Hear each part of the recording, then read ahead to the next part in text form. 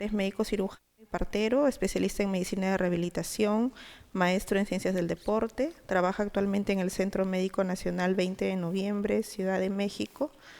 Hoy nos va a dar la ponencia acerca de especialidad médica de rehabilitación y realmente es un placer poder contar con Pavel, que siempre en todo este tiempo apoya constantemente a los médicos residentes. Gracias, Pavel.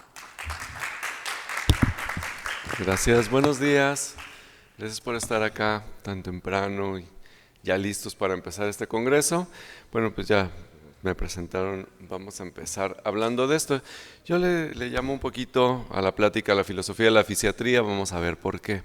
Yo les empezaré platicando que, bueno, yo soy mexicano, ¿verdad? Yo soy de allá de esta bonita tierra, con montañas, valles, un montón de litoral, Pacífico, Atlántico, el Caribe, hay desiertos, hay glaciares, hay de todo.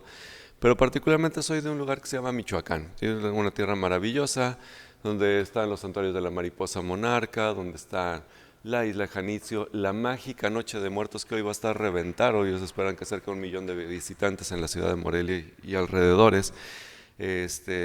La danza de los viejitos, espectacular y todo esto. ¿Por qué lo estoy platicando? Porque yo quiero empezar diciendo esto. Yo tengo un arraigo por mi tierra. Yo tengo un arraigo a lo que soy, a que soy mexicano, pese a que tengo 16 años viviendo fuera de Michoacán.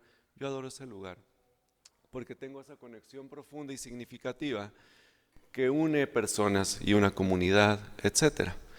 ¿Por qué yo quiero hablar esto? Porque finalmente nosotros somos fisiatras, nos estamos preparando para ser fisiatras y demás, y tenemos que tener un arraigo a lo que somos, un arraigo a esta especialidad, y tenemos que entender entonces cómo la jugamos, porque es bien frecuente que nos topemos lo siguiente. Si esto responde, les presento lo siguiente. Se trabó. ¿Alguien nos ayuda? ¿Se trabó la computadora? Y corre tiempo. Bueno, mientras les voy contando, la cuestión es esta identidad del rehabilitador, que no somos muchas veces ni quirúrgicos, ni somos muchas veces aquel que lleva el tratamiento de la enfermedad de base. Pero entonces, ¿qué somos? ¿Qué hacemos? Porque tenemos compañeros que son terapeutas físicos y ocupacionales. Y entonces tenemos que tener un arraigo a esto que hacemos.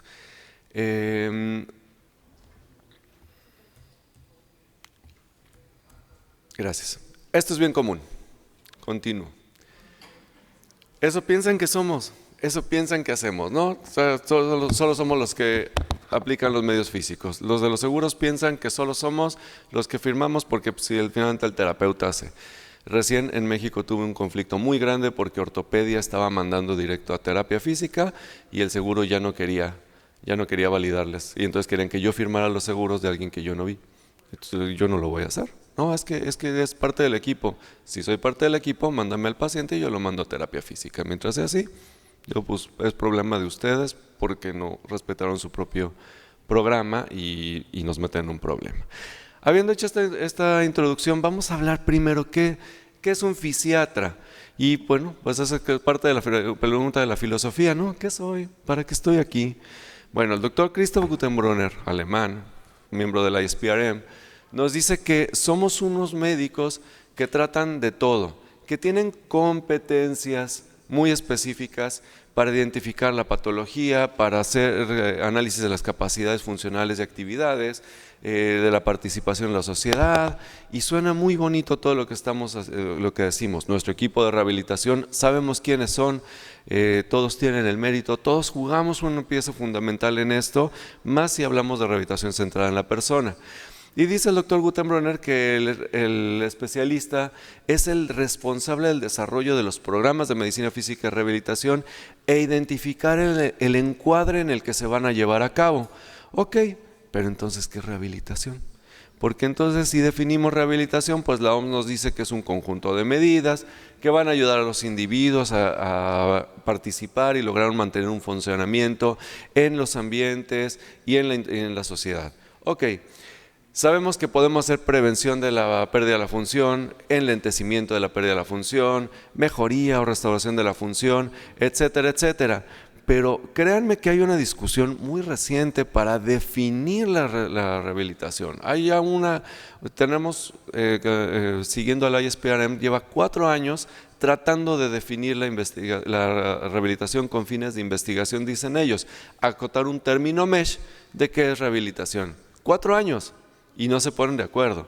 Y salen papers como el del Dr. Wade, definir la rehabilitación, una exploración de por qué siempre se intenta y por qué siempre fallará. Y entonces son una serie de cartas al editor y se contestan, es muy interesante. Y finalmente llegaron a una versión provisional de qué es rehabilitación. Y aquí está en español.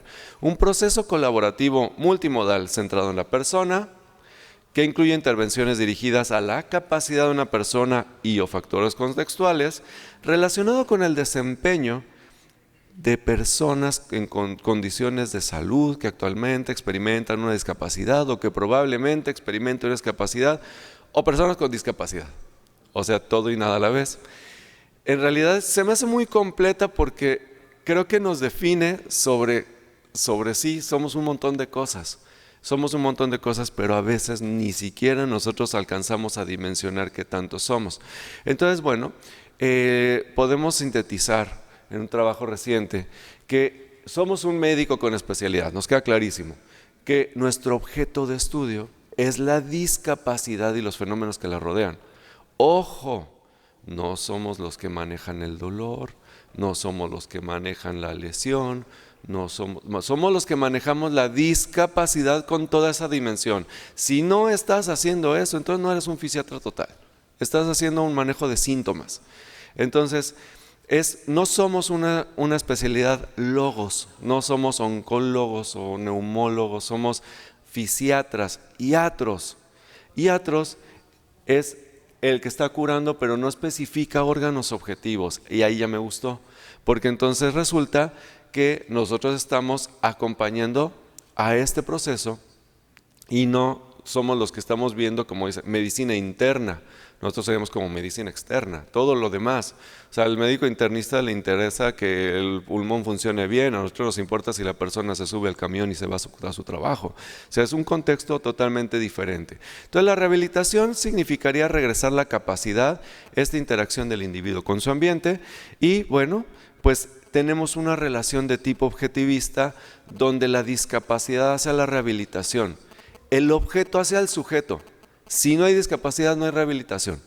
Si no estamos resolviendo la discapacidad, no estamos haciendo rehabilitación. Por eso lo que decía ahorita, si solo estamos resolviendo el síntoma de, ya le puse ozono en la rodilla, ya se le quitó el dolor, ya lo rehabilité. No, espérame, no estás quitando la discapacidad, estás quitando un síntoma.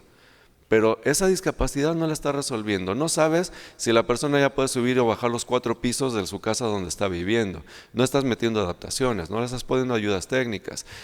Es decir, necesitas ser mucho más global. Sin embargo, seguimos siendo científicos y nuestro objetivo de trabajo será la inclusión.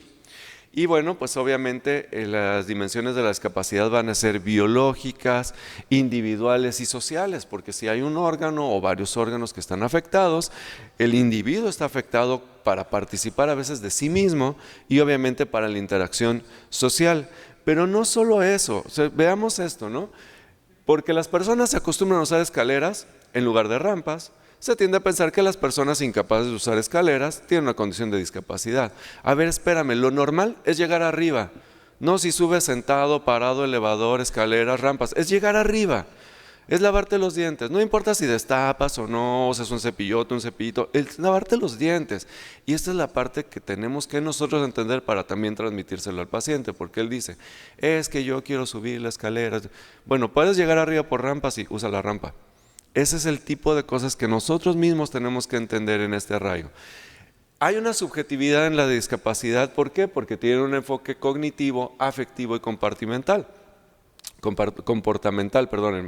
Cognitivo, la persona a veces no sabe qué esperar. Afectivo, porque obviamente sus partes emocionales y interacción son afectadas muchas veces. Hay veces hay duelo, a veces hay resentimiento, a veces hay un exagerado interés por superarse. Hay quienes aceptan muy bien los retos. Y obviamente el comportamiento tanto de la persona como de su entorno.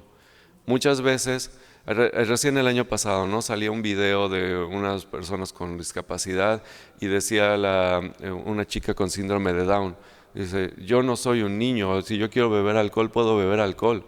Sí, ese video me gustó mucho porque decía eso, o sea, no tenemos por qué tratarlos diferentes, y a veces es el comportamiento de uno el que, desde el nombre peyorativo de personitas especiales y todo, que todos nosotros sabemos que no se maneja, pero las demás especialidades parece que nunca se los dijeron. Hay que decírselos.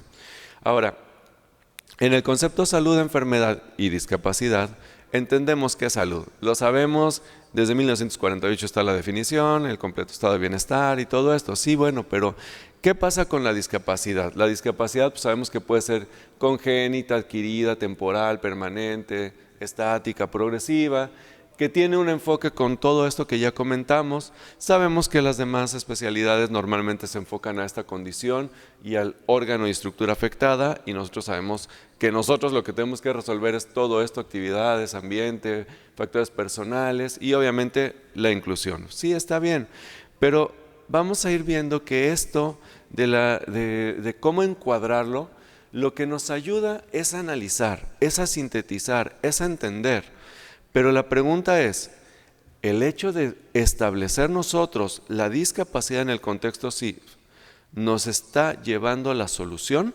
¿Va implícito en la CIF la solución? ¿O tenemos que establecer la solución a partir de la CIF? Y para esto necesitamos estudios bastante más serios, porque nuestro fin de existir, decía yo, es la inclusión. A ver, nuevamente, esto yo lo tomé de un contexto, de un texto de filosofía, de epistemología. Dice: una persona que no puede andar por carecer de piernas se traslada haciendo uso de los brazos, y algunos lo podrían tomar hasta como un comportamiento, y entre comillas, animalizado. Produce discriminación, y sí sucede muchísimas veces, ¿no?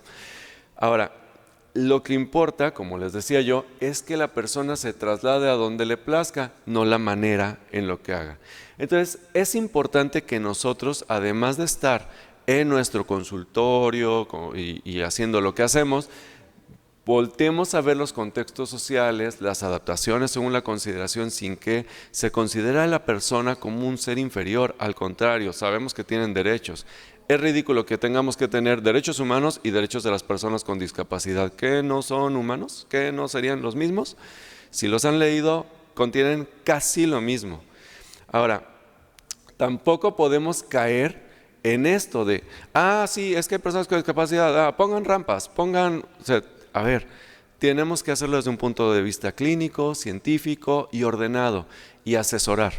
Y entonces también el fisiatra se convierte en un asesor de las tecnologías de asistencia. Ahí el doctor Roger Vargas hablaba maravillosamente de eso. Entonces, no solamente en los niveles de prevención tenemos que pensar que estamos incluidos aquí, todos lo sabemos, llevemos el mensaje a los demás de que no estamos ahí. Ni siquiera estamos acá, como nos decía Nito y Lee, ¿no?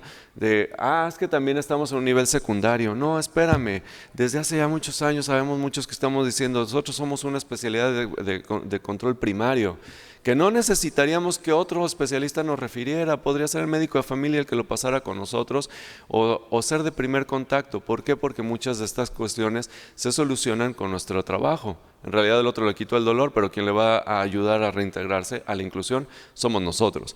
Entonces, ¿hacemos prevención primaria? Sí, claro. Si yo te estoy previniendo una persona con Parkinson, estoy poniéndole un andador y cuestiones de modificaciones técnicas en casa, ¿estamos previniendo una fractura de cadera? ¿Sí o no? Claro, es prevención primaria. No voy a esperar hasta que la tiene para resolverla. Entonces, tenemos que pensar en todo eso, pero también tenemos que ir cambiando nuestro discurso. Esto es bien importante, esta lucha de egos, de si yo hago, aquel hace y yo puedo, y aquel no puede y yo sí puedo.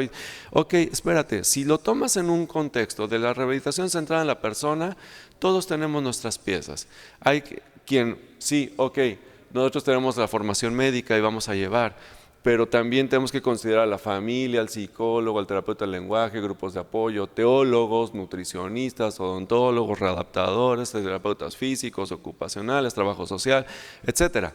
Entonces, en la rehabilitación centrada en la persona, el sujeto importante es el paciente, no el paciente, perdónenme, la persona con discapacidad. Y todos los demás, nomás estamos alrededor de él, tratando de ayudarle a lo que esto le está afectando. ¿Hacia dónde vamos? ¿Hacia dónde vamos? Si no solo es la modificación del logotipo de discapacidad, ¿no? Por ejemplo, la rehabilitación basada en comunidad. Tenemos que salir de nuestro consultorio en el piso 15 de una zona como Miraflores, súper lujosa, bonita y todo esto, y empezar a ver qué está pasando en las comunidades.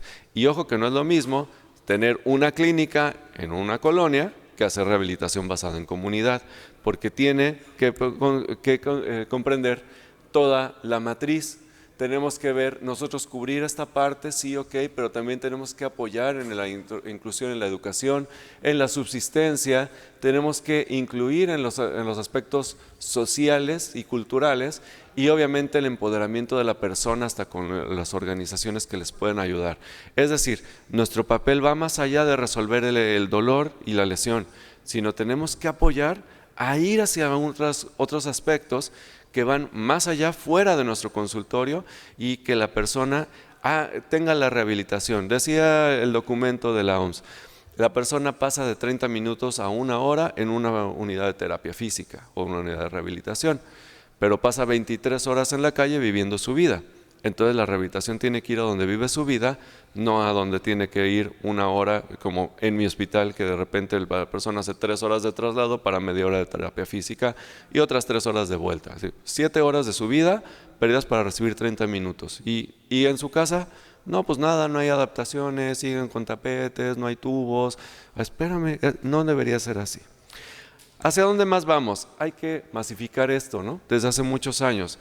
No es Día de la Rehabilitación es para que feliciten al médico, es Día Internacional de las Personas con Discapacidad. Y es un día que tendríamos que hacer, como todos los días de algo, unas campañas masivas para que se entienda esto. Este sí es de nosotros, la ISPRM, ¿no? Nos puso el día 13 de noviembre, motivo del aniversario de ISPRM, como el Día Internacional de Medicina Física y Rehabilitación. Si no lo sabían, ahora lo saben, y bueno, pues será en escasamente 14 días esto, y hay que aprovecharlo. Pero también tenemos este programa, y aquí tienen un peruano que está bien metido con esto, el doctor Roger de la Serna. Ahí anda el Roger con toda la gente, allá en Suiza, están trabajando con fortalecer los sistemas de rehabilitación, que estén incluidos en los sistemas de salud, y tenemos que hacer caso. Digo, son la gente que lidera la rehabilitación en el mundo y nos están diciendo un llamado a la acción. Pues hay que escuchar qué nos están llamando, lean ese documento, conózcanlo e intégrense en lo que se puede. No todo es llevable, pero se puede llevar a cabo algunas de las acciones que están proponiendo el World Rehabilitation Alliance. Ahora, yo les decía lo de las políticas emergentes, ¿verdad?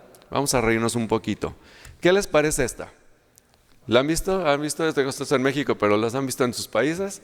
Se ve así para una silla 4x4 todoterreno, decía el doctor Eskenazi ayer, ¿no? Con una oruga así que pueda subir y bajar. Obviamente, pues aquí está el paso peatonal y el semáforo y la calle, ¿sí? Y es el camino que no va a ningún lado, ¿verdad? Pero seguramente el presidente municipal lo inauguró. ¿O qué les parece esto? Esta es Ay, se volvió a trabar la computadora. Esta. ¿Qué les parece esta? Yo haría la pregunta filosófica, ¿qué fue primero, la rampa o el poste? ¿Qué pusieron primero aquí? Y además, ¿por qué aquí y no así? ¿No? Pero bueno, tiene una rampa. Pero vean esta. Este es para el próximo centro de rehabilitación que van a construir ahí como en unos 15 años seguramente. Y esta la tomé yo en un centro comercial muy renombrado de la Ciudad de México, donde se los puse en su Instagram y dije, no, pues está buenísima su rampa. Pero también tenemos esta también la tomé yo. ¿Qué es más importante? ¿Las personas con discapacidad o los arbolitos de Navidad? Pues úsenos porque esos están amplios, ahí hay espacio para meterlo. No podemos caer en esto, ¿no? Esto es parte de lo que necesitamos trabajar y desarrollar nosotros como asesoría. Ahora, ¿Cómo podemos concluir? Bueno, la primera es esta. Esto sí pasa. Esto sí pasa. Todos nos ven explorar y, caray, esto. Bueno, sí, tengamos orgullo por lo que estamos haciendo. Segundo, no importa el lugar que ocupen, siempre estén humildes. Esto es algo de lo que está. Tercero, el doctor Carmelo Pirri dice, la frase más peligrosa en el lenguaje es, siempre lo hemos hecho así. Todo evoluciona, la medicina evoluciona. Si a mí me tratan, o a algún familiar mío lo tratan con el esquema de control de un infarto de miocardio de 1984, yo demando a ese médico. Pero ¿por qué yo como rehabilitador tengo que seguir haciendo lo que se hacía en 1967? ¿Que de verdad en 50 años no pasó nada? La rehabilitación avanza a pasos agigantados. Y bueno, pues por último, nuevamente, esto lo voy a poner todo el año en todos lados, los invitamos al Congreso Comefir, Morelia, el próximo año en la ciudad de Morelia, en México, del 18 al 21 de noviembre, esperamos verlos por allá.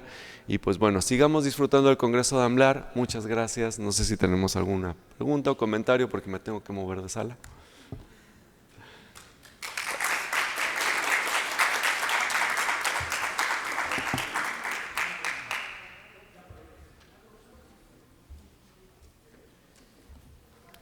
Se traba. Perfecto.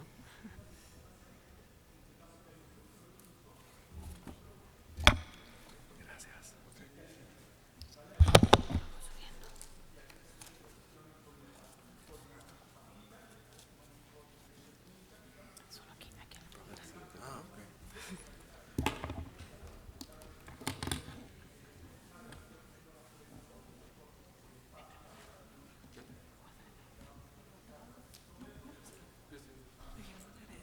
Agradecemos al doctor Pavel Loesa por su brillante exposición, siempre ubicándonos donde debemos de estar y trayéndonos de las nuevas actualizaciones. Así que eso necesitamos, sobre todo cuando somos residentes y que a veces nos quedan estas dudas, ¿no? Que usted muy bien ha planteado. Pero ahí ya vamos teniendo las respuestas y tenemos las respuestas también en nuestros asistentes, que son siempre modelos para nosotros a seguir y que nos van marcando el amplio camino de la rehabilitación para poder ir haciendo lo que nos gusta. Muchas gracias, doctor Pavel, por su presentación. Gracias por su apoyo siempre. Muy bien, ahora los dejo con la doctora María Fernanda, coordinadora de AMLAR Res, para que podamos dar inicio a la mesa redonda de rehabilitación neurológica. ¿No lo reconoce? Solo un segundito. ¿Sí?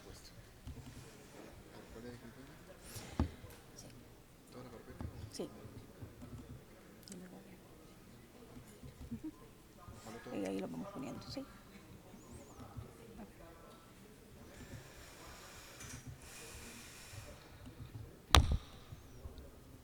Listo, ya los van a ir presentando.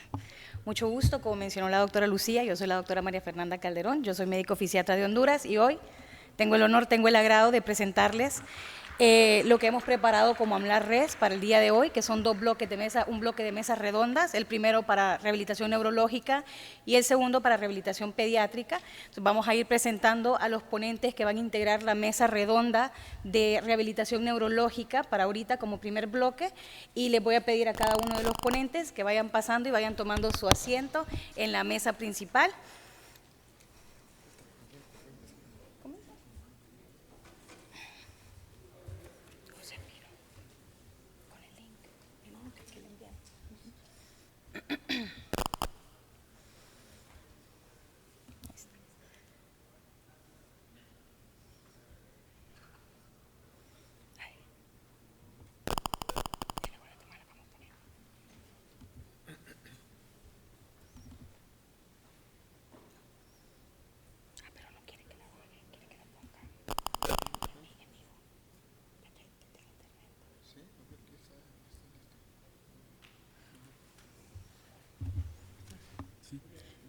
¿Así? ¿Descargado? ¿Lo descargaste? Pues online. Sí, descargué. Online.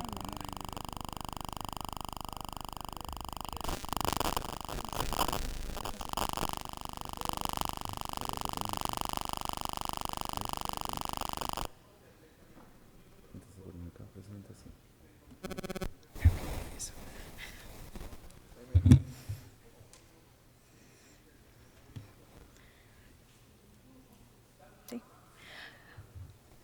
Muy bien. Entonces, presento al doctor José David Espino Vergara, residente referente de Panamá. Él se encuentra en su tercer año de la residencia del Instituto Nacional de Medicina Física y Rehabilitación de Panamá.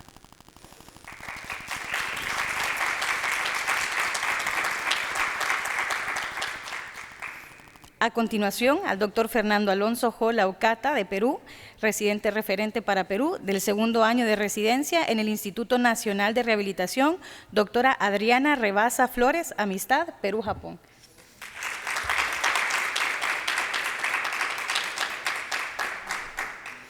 Presento al doctor Miguel Ángel Ayala Alarcón, de Bolivia. Él es médico especialista de rehabilitación, laborando actualmente en el Centro Integral de Rehabilitación Viacha. Él es nuestro referente para MLARES de Bolivia.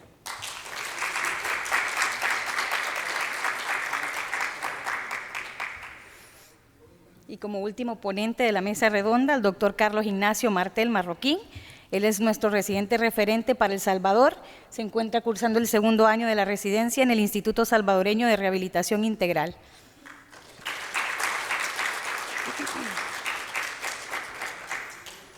También contaremos con la presencia, tendremos el honor de contar con la presencia de dos expertas en el área de rehabilitación neurológica, la doctora Jessica Pajayá Revilla, médico cirujano especialista. Aclaro, el currículum de estas dos expertas es bastante extenso, son personas muy capacitadas, vamos a hacerlo un poquito más corto.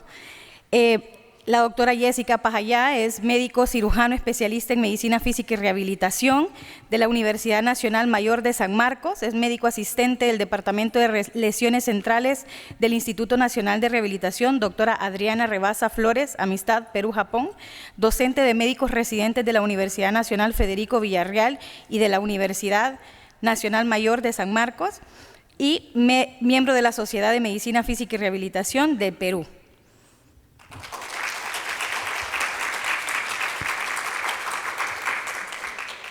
Y por último, presentamos a nuestra segunda experta, la doctora Melina Longoni, médico especialista en medicina física y rehabilitación, recertificada por la Universidad de Buenos Aires en el 2021 en Argentina, especialista en medicina hiperbárica, Sociedad Argentina en Medicina Hiperbárica y Subacuática de Argentina, que actualmente labora como médico de la Unidad Avanzada de Neurorehabilitación en el Hospital Los Madroños, Madrid, docente de la Maestría de Cicatrización de Heridas de la Universidad Abierta Interamericana de Buenos Aires, docente de la Maestría de Neuropsicología Clínica de la Universidad de las Américas, Ecuador, presidente CLAGIR, que es nuestro Comité Latinoamericano de Gestión de Investigación de Rehabilitación, y vicepresidenta del Comité de las Américas Asia para la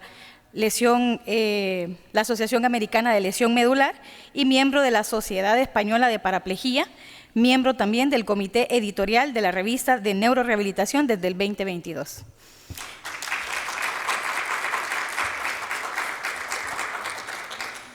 La dinámica será la siguiente: cada uno de los referentes tiene preparado un caso clínico con una patología de neurología. Cada patología es diferente, cada uno de ellos presentará su caso clínico y posteriormente tendremos el honor de escuchar y el agrado de escuchar a las expertas con sus opiniones acerca de los casos, tratamientos y sugerencias de cada una de las patologías. Listo. Doctor.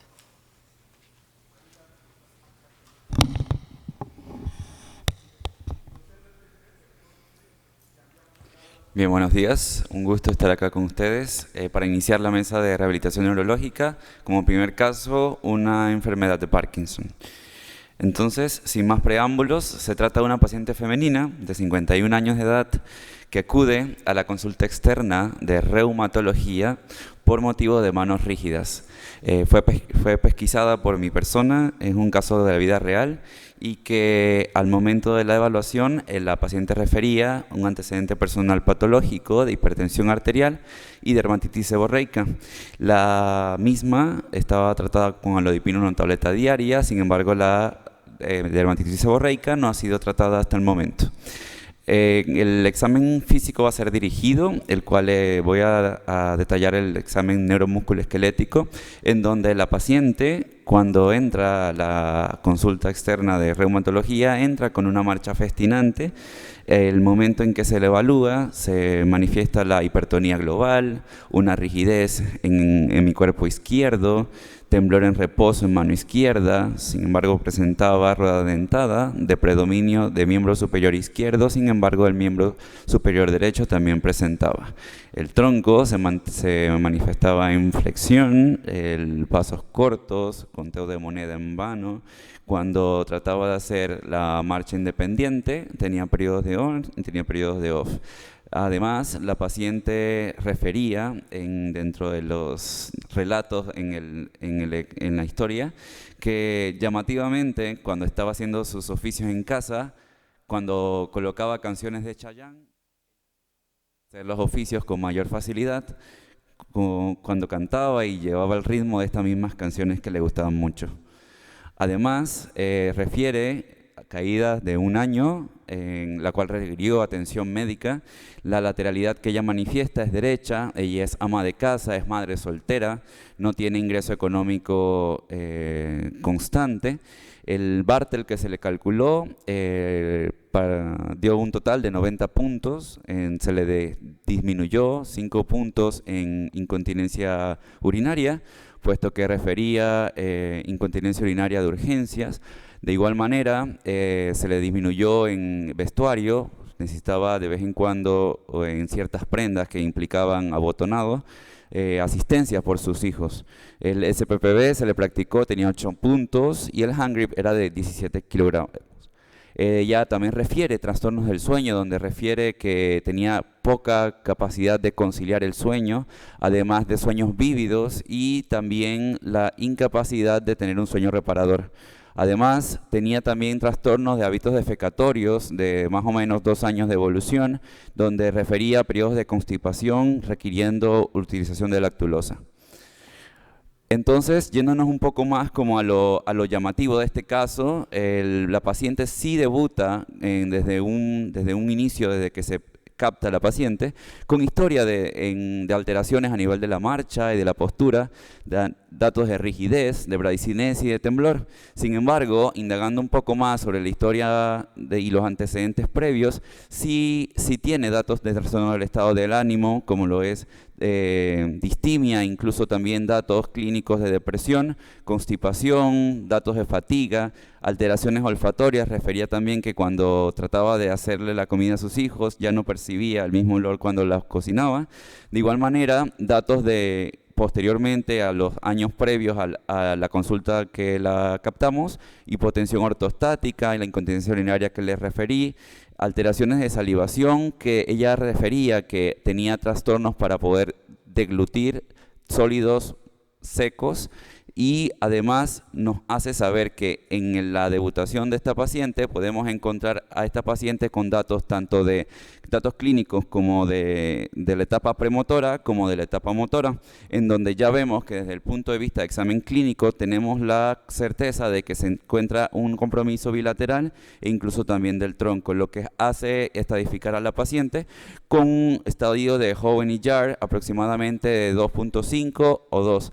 Sin embargo, es llamativo también incluir dentro de esta presentación los datos no motores y síntomas que nos llaman desde años anteriores de que esta paciente estaba debutando con enfermedad de Parkinson, como lo es la depresión, alteraciones del sueño, alteraciones del olfato y alteraciones autonómicas. De igual manera, podemos concluir que la paciente se encuentra en un estadio de Howen y Jar modificado de 2.5, en donde ya había afectación entonces del esqueleto axial de igual manera.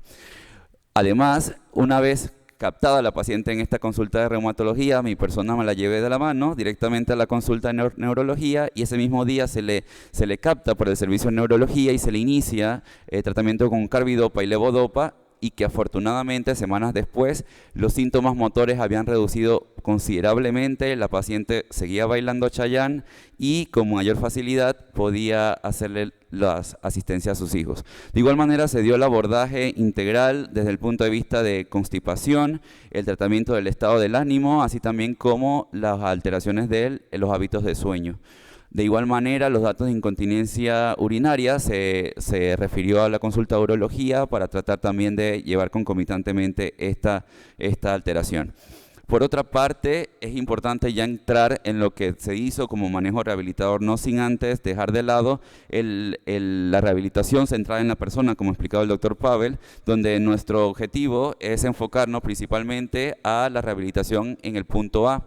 De igual manera, asimismo, no dejar de lado el seguimiento con la terapia farmacológica, así también como enfocarnos no solamente a la terapia restaurativa, sino también de mantenimiento y considerar una vez o no si la paciente persiste con abordaje quirúrgico. Entonces, el abordaje que se le hizo a esta paciente va enfocado principalmente a la etapa de mantenimiento, en donde se le prescribió un programa terapéutico de 2 a 4 sesiones semanalmente por un periodo de 12 semanas. Se estipuló primero 4 semanas, sin embargo, porque la paciente vivía en un área remota del país, sin embargo, poco a poco logramos obtener los recursos para establecerle un plan formal de 12 semanas. La reevaluación fue 3 meses y se le ofertó tanto terapia física, ocupacional y de lenguaje, así también como soporte nutricional. Desde ese punto de vista, vamos a enfocarnos a terapia física como primer bloque, en donde se le enfocó a la marcha, el equilibrio, la fuerza muscular y la fuerza motora.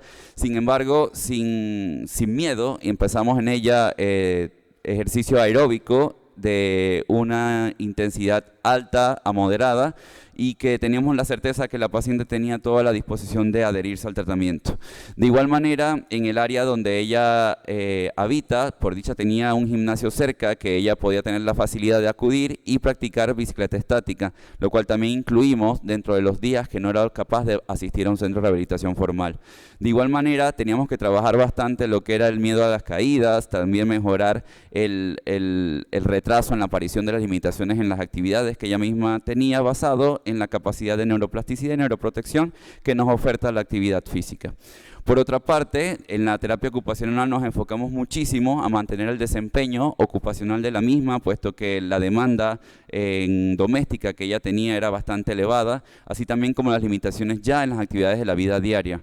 Por esa parte, tratamos de orientar en el establecimiento de adaptaciones domésticas y también en el apoyo que tenía ella de sus hijos. Afortunadamente eran niños ya mayores, y que afortunadamente también teníamos el factor protector que tenía la capacidad de autogestión. También fortalecimos un poco el tema de conservación de energía, así como la motricidad fina, para potenciar un poco más el vestuario y también los hábitos defecatorios. Y por último, también no dejamos de lado la suplementación de vitamina D y de calcio, y fuimos muy enfáticos en hacerle la salvedad que su levodopa carbidopa debería ser administrada antes de tener toda esta suplementación proteica, por la disminución de la absorción intestinal de la misma.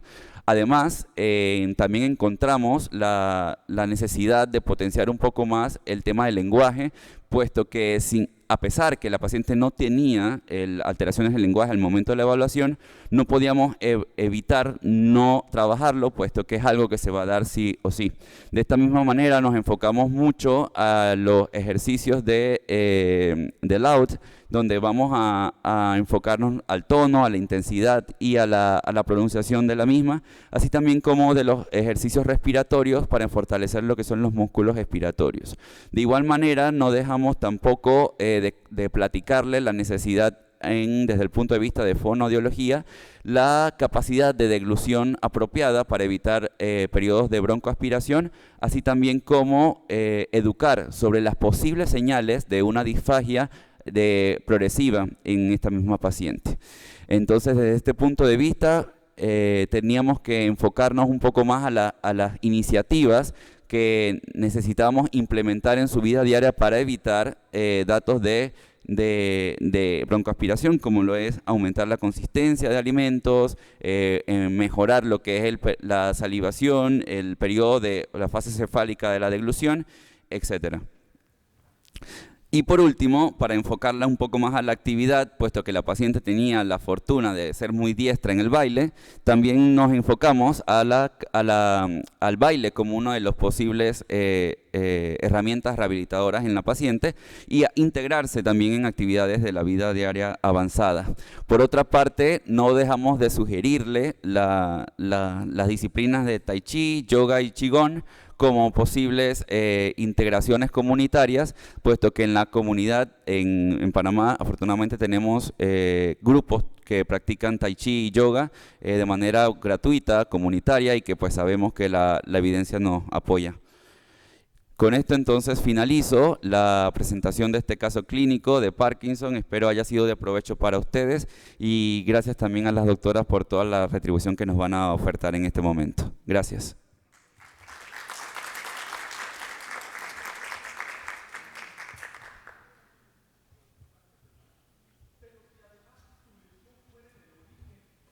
Agradecemos al doctor José Espino nuevamente y le damos paso al doctor Fernando Jo.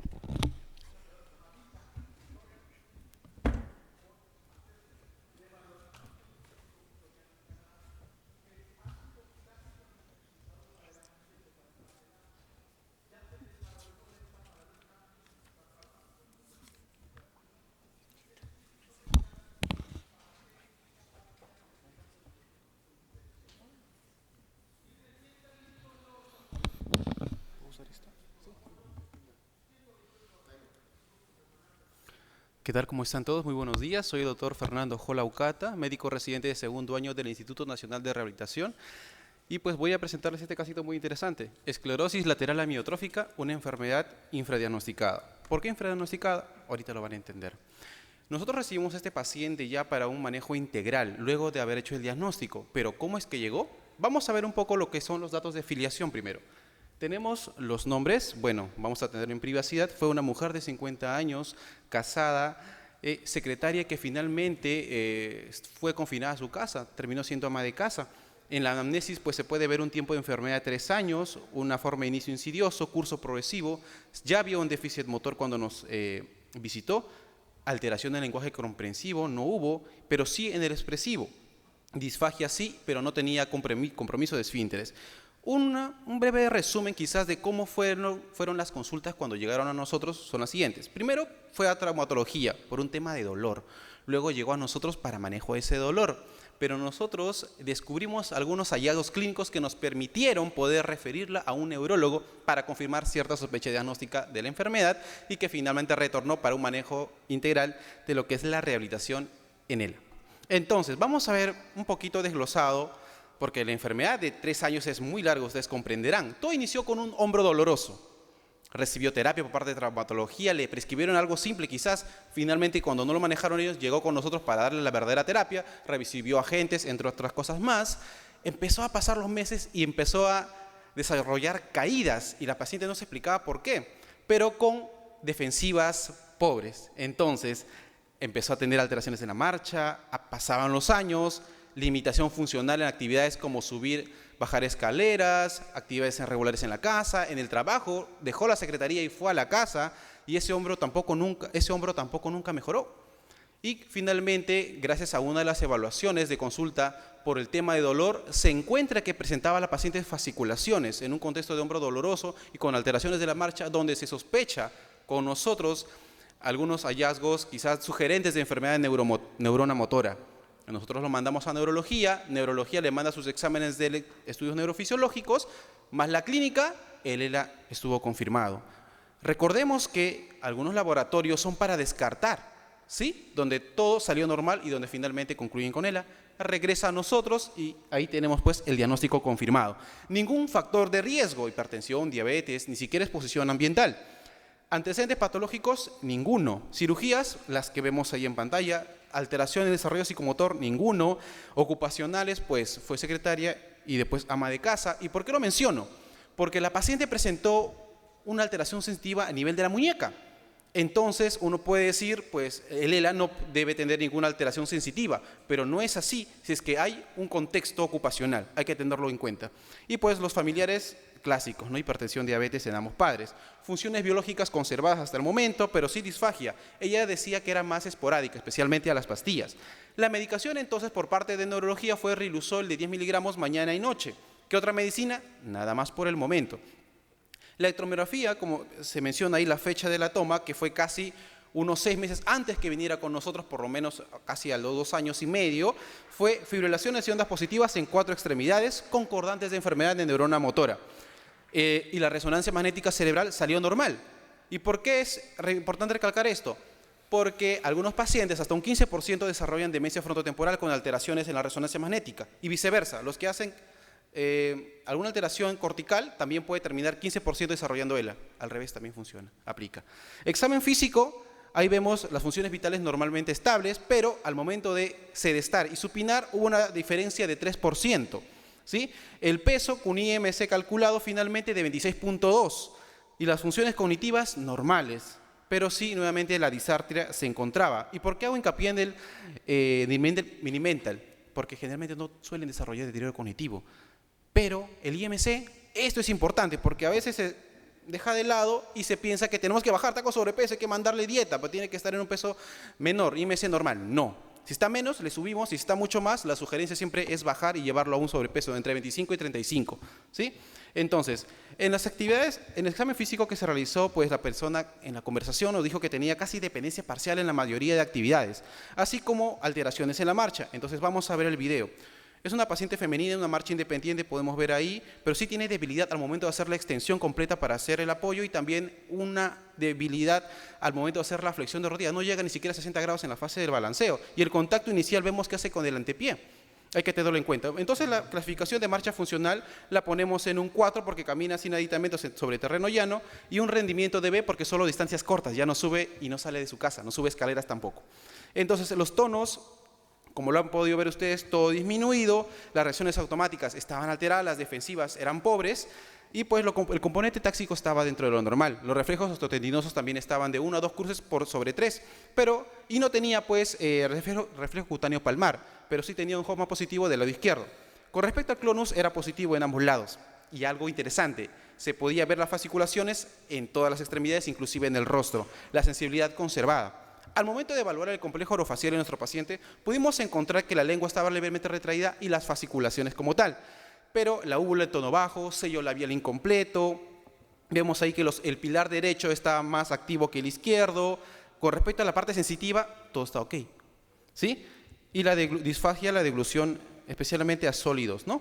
Entonces, corazón, perfecto, pero el respiratorio es importante y nunca hay que pasar por alto esto. Podemos agarrar una cinta métrica y lo que hicimos, le medimos y la depresión no era más de 2 centímetros, era menos de 2 centímetros. La saturación cambiaba en supino y pues tenía ciertos signos sugerentes de hipoventilación. Entonces, ¿qué más? La fuerza diafragmática también estaba disminuida. Entonces, finalmente, pues se concluyó que era una esclerosis lateral mielotrófica con 3 años de evolución, compromiso funcional moderado, deficiencia principal, alteración de la marcha y el pronóstico neurológico es malo. Ahora, la escala de funcional de ALS-FRS es muy importante que nosotros la tomamos en consulta, ¿no? En este caso, nuestra paciente arrojó 26 puntos y en el modificado 34 puntos, donde vemos que la línea roja es la media, por decir así, y está calculado, ajustado al tiempo de años de evolución. En este caso se calculó para 2 años de evolución y pues arrojaba 26, 25 y 34 puntos. Y la pregunta es, ¿esto podemos usar como parámetro de control? Claro que sí.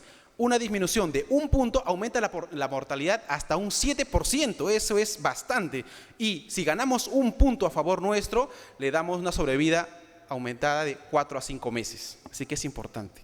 ¿Sí? La terapia física como tal ahí, vemos los objetivos que están remarcados: prevenir el dolor, prevenir caídas, reducir la marcha, reeducar la marcha, optimizar la función respiratoria y promover la independencia funcional. Vemos ejercicios de movilización articular, aeróbico, fortalecimiento muscular de la musculatura remanente, y esto es importante porque no podemos prescribir de forma rutinaria como si fuera un paciente con enfermedad de Parkinson quizás o algún otro paciente para dolor, no. En ellos hay que optimizar el gasto de energía, no podemos hacerlo sudar, quemar y que termine pues con el cuerpo dolorido, no. Hay que tener mucho cuidado, por lo tanto el ejercicio debe ser dosificado. Los ejercicios aeróbicos de 10 a 15 minutos, un par de 2 a 3 semanas seguidas de ejercicios de fortalecimiento muscular de la musculatura remanente. Con respecto al lenguaje también, la paciente en este caso vino con nosotros habla un poco difícil, no podía articular bien las palabras, no se le escuchaba muy bien. Entonces, en esta paciente se le sugiere lento, pero seguro, ¿sí? En los ambientes cerrados y cuando hay más interlocutores se distorsiona la voz. Entonces, de preferencia, en un ambiente de 1 a 1 o de 1 a 2.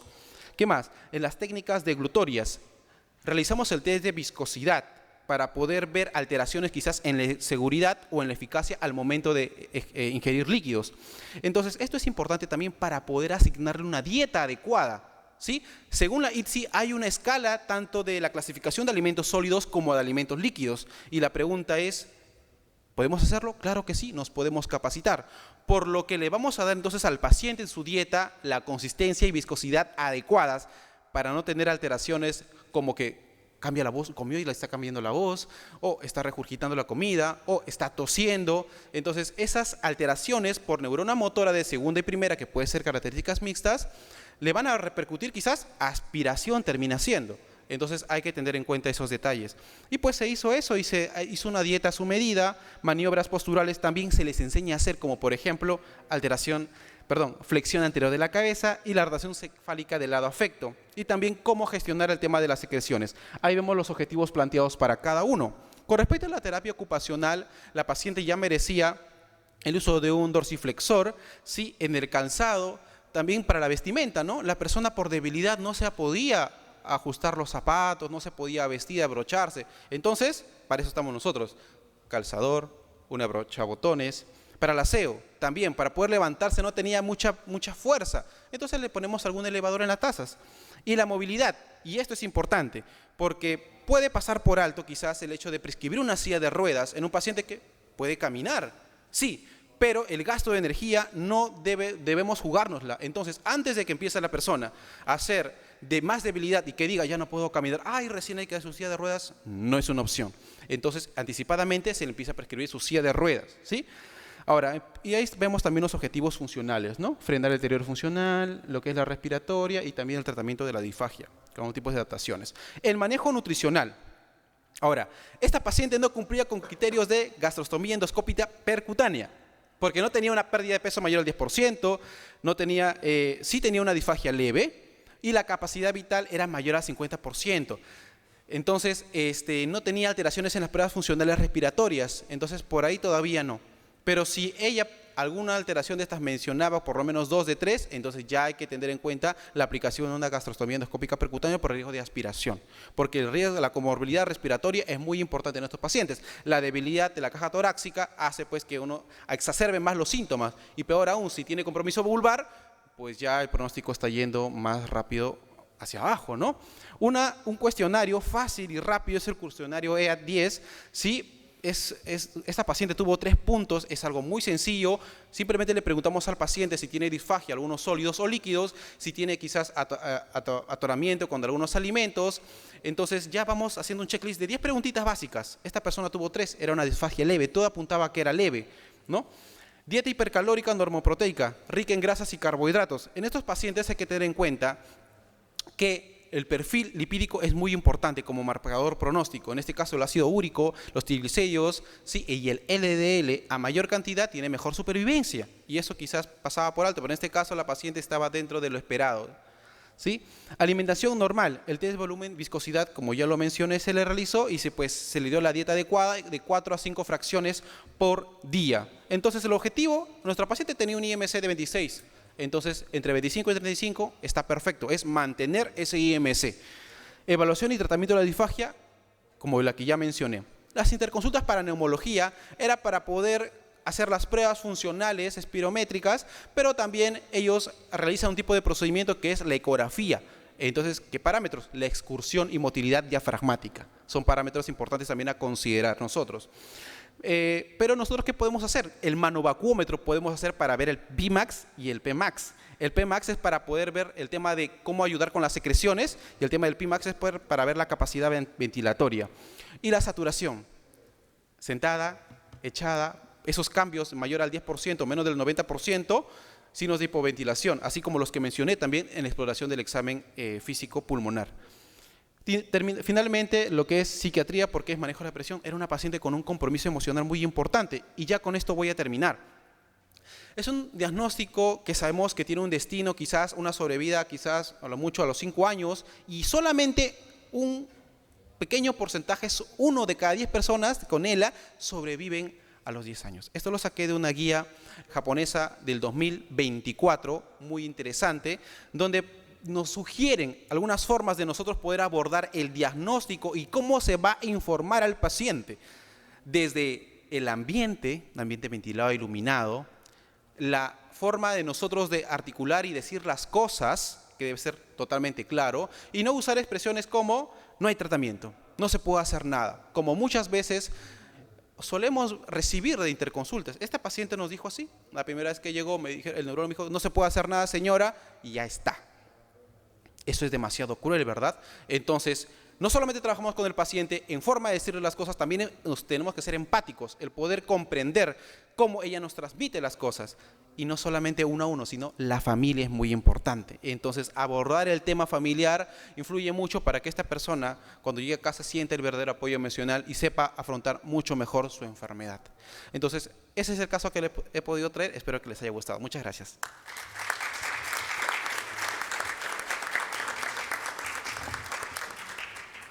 Excelente, doctor Fernando, muchísimas gracias. Damos paso al doctor Miguel.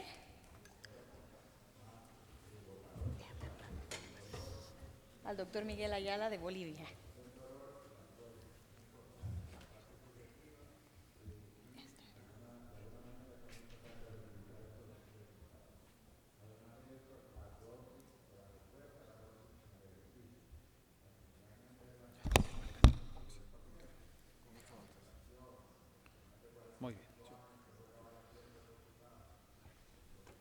Muy bien, vamos a continuar con la parte de los casos clínicos.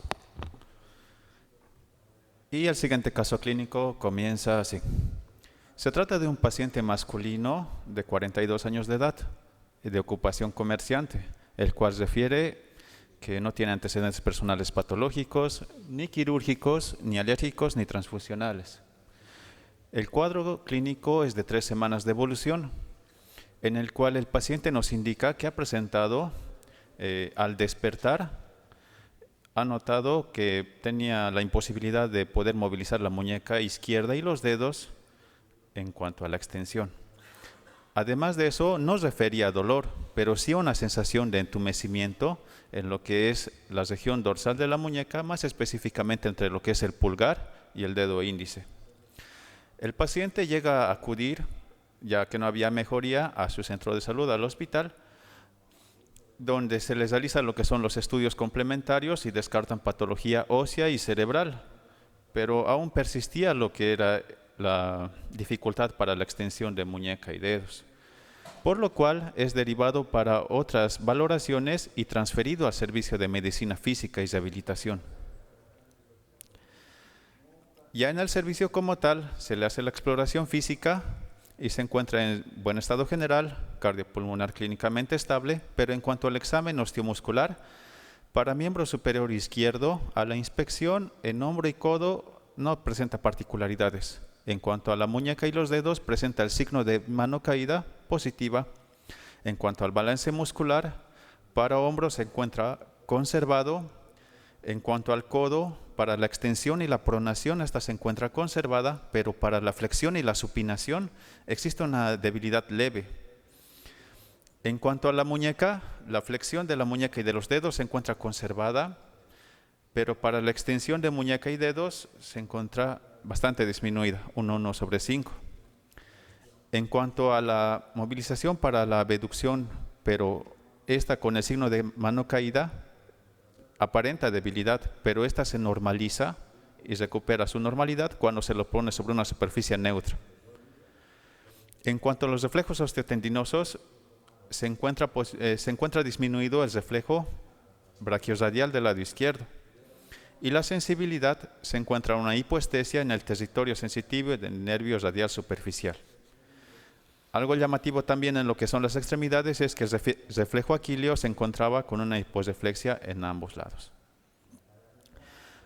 En cuanto a la disquisición clínica como tal, podemos llegar a decir, este signo de mano caída puede llegar a ser parte de una lesión del nervio radial, pero ¿a nivel de qué segmento? Entonces, con los datos clínicos, esto nos puede ayudar bastante en cuanto a su disquisición, ya que puede ser una lesión a nivel del interior posterior, a nivel del surco espiral, a nivel de la axila, a nivel del cordón posterior o incluso a nivel de la raíz C7. Entonces, con la disquisición clínica se puede llegar a hacer que todos van a presentar el signo de mano caída. No presenta lo que es la posibilidad de la extensión ni desviación hacia radial, como sucedería en el interior posterior. Presenta lo que es la debilidad en lo que es la supinación y la flexión leve. Esto se presenta en lo que es el surco, en una lesión en el nivel del surco espiral, porque llega a comprometer esta musculatura. El reflejo brachioradial se encuentra comprometido. En cuanto a lo que es la extensión de codo, el tríceps y el reflejo tricipital, este se encuentra normal porque por encima de lo que es a nivel axilar, recién se llega a comprometer. En cuanto a la sensibilidad, a nivel del surco espiral sí se compromete lo que es el nervio sensitivo superficial radial, pero se conserva el nervio sensitivo posterior del antebrazo y del brazo. Entonces, con todo lo que es la parte de la disquisición clínica y los datos que hemos podido recoger, clínicamente se podría llegar a sospechar de una lesión del nervio radial a nivel de surco espiral. Entonces se le llega a pedir lo que es un estudio de electroneuromiografía, en el cual nos llega a arrojar distintos datos. Vemos como tal que la velocidad de conducción nerviosa motora se encuentra normal a nivel del antebrazo, codo y por debajo del surco espiral. Pero vemos que esta llega a caer de manera súbita en lo que es por encima del surco espiral.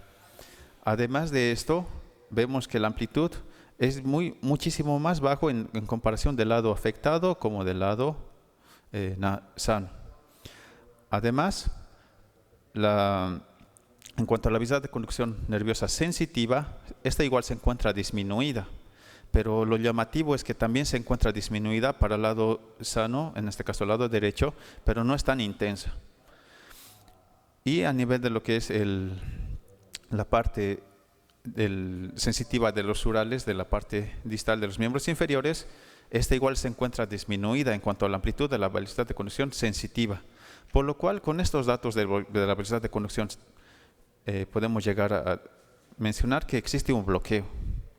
Un bloqueo que llega a tener un compromiso axonal, pero a esto también podemos agregar lo que es la parte de la electromiografía, en la cual, mediante la valoración hacia los músculos inervados por el interés posterior y por lo que es el surco espiral, se encuentran comprometidos, presentando lo que son las ondas de fibrilación, pero también se encuentra distalmente comprometido los músculos que no están inervados por el radial.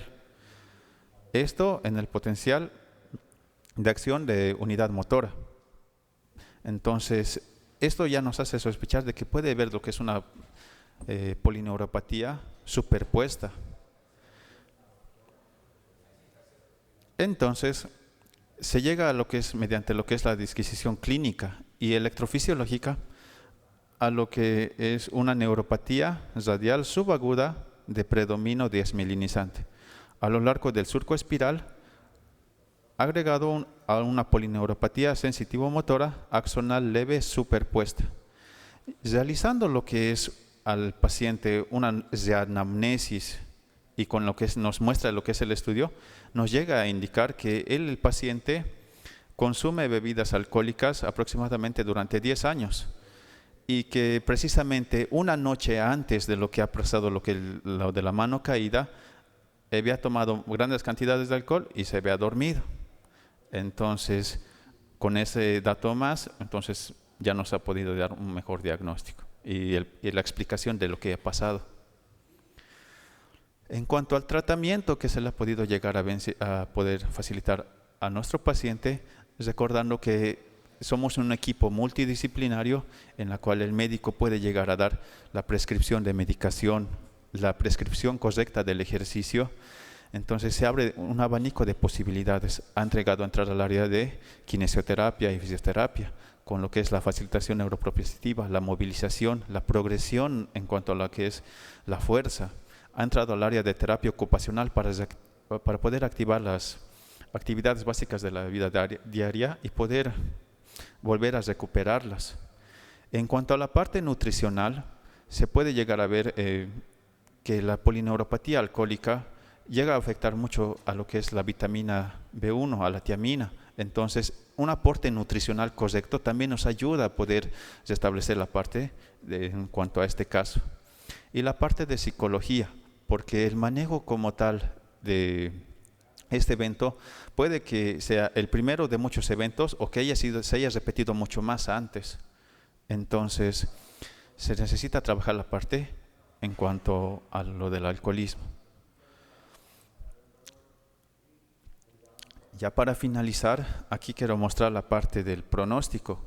En cuanto a lo que es la tabla de lo que es Sedón y Sutherland, estas tablas se han llegado a elaborar en lo que es en 1943 y Sutherland en 1964.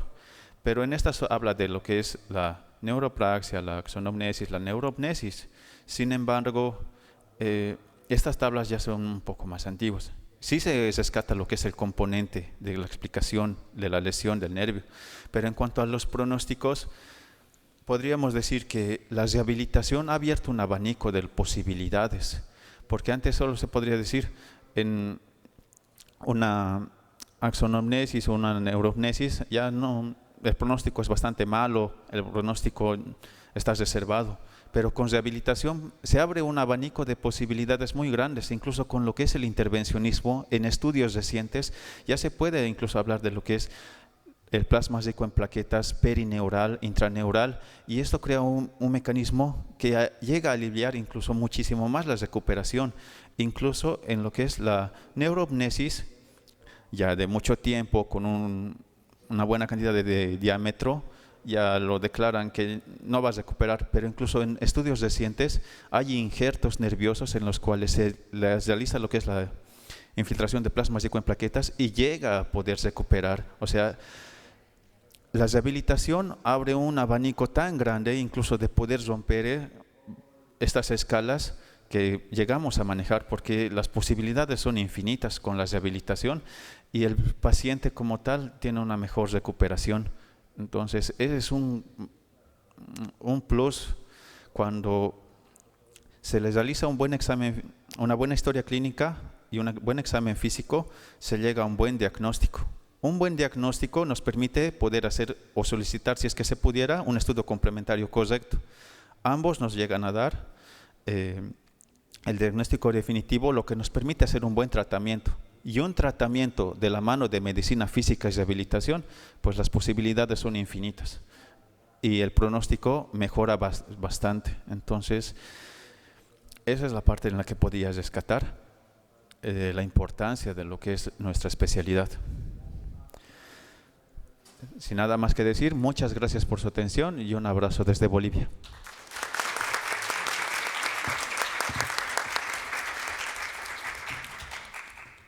Muy bien, doctor Miguel, muchísimas gracias. Y ya para finalizar con el bloque de presentación de los casos clínicos, le damos paso al doctor Carlos Martel, de El Salvador.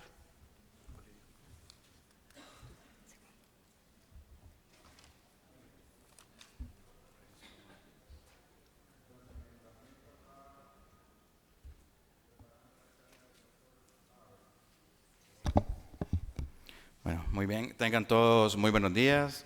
De antemano agradecer por la oportunidad. Es un honor para mí estar presentando este día dentro de la mesa redonda de rehabilitación neurológica.